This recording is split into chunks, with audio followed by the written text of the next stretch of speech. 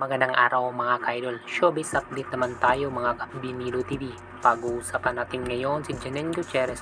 Umaamin na kinilig siya kay Coco Martin.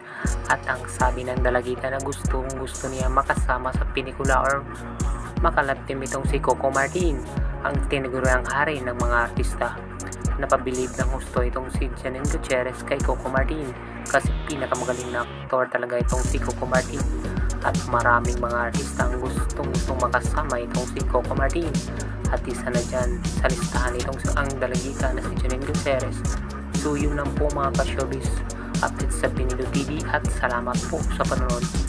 Don't forget to like and share mga ka-idol at salamat po sa panonood. Salamat.